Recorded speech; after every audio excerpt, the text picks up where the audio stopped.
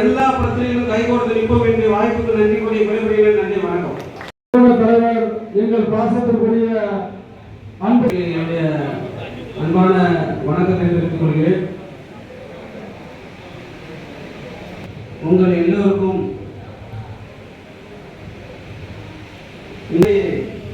ஒரு சமூகத்தை பார்க்கவே முடியாது. எல்லாரும் அப்படி ஒரு மனுஷனை தனியா பிரிச்சு எடுக்க முடியாது. நீ என்னைய இதுக்கு ஒரு உதாரணமா எடுத்துக்கிடலாம். நான் என்னுடைய எந்த அடையாளத்தையும் மாத்தலை.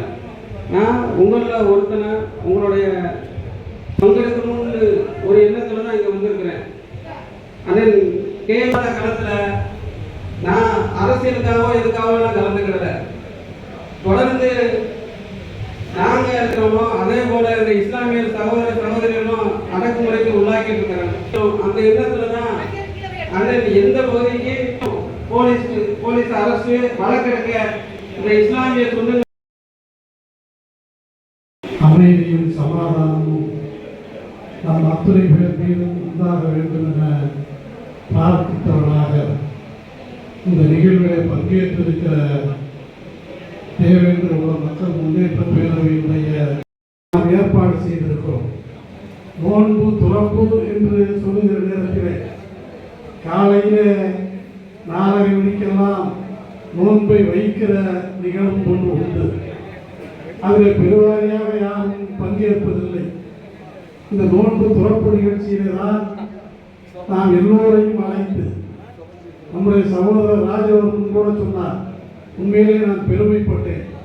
தமிழ்நாட்டிலேயே தென்பகுதியிலே மட்டும்தான் இஸ்லாமியர்களை மாமா என்றும் அத்தா என்றும் ஏன் சில பகுதியிலே தாத்தா என்றும் சில பகுதியிலே சியார் என்றும் கூட அழைக்கிற வழக்கம் உண்டு. தமிழ்நாட்டிலே குறிப்பாக தென் தமிழ்நாட்டிலே மட்டும்தான்.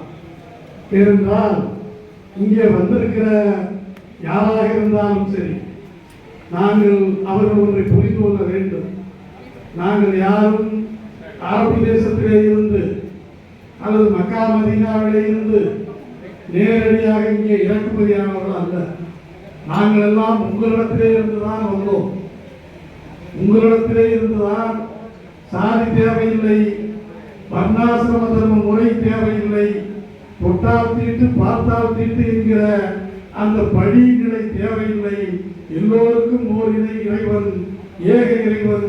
அந்த இறைவனை நோக்கி நாங்கள் நகர்கிறோம் என்றுதான் இங்கே இஸ்லாமியர்களாக இருக்கிற லட்சக்கணக்கான மக்கள் அப்படித்தான் இஸ்லாத்தை நோக்கி நகர்ந்தோம்.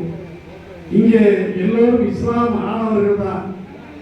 இஸ்லாம் ஆனவர்கள் என்று நீங்கள் சொல்லுகிறீர்களே, என்னுடைய அர்த்தம் இதுதான். நாங்கள் எல்லோரும் இஸ்லாம் ஆனவர்கள் தான். எனவே எங்களை இஸ்லாமானவர்கள் என்று அழைக்கிறார். 4 வர்ணத்திலே எந்த வர்ணத்திலேயும் நாங்கள் உடன்படவில்லை.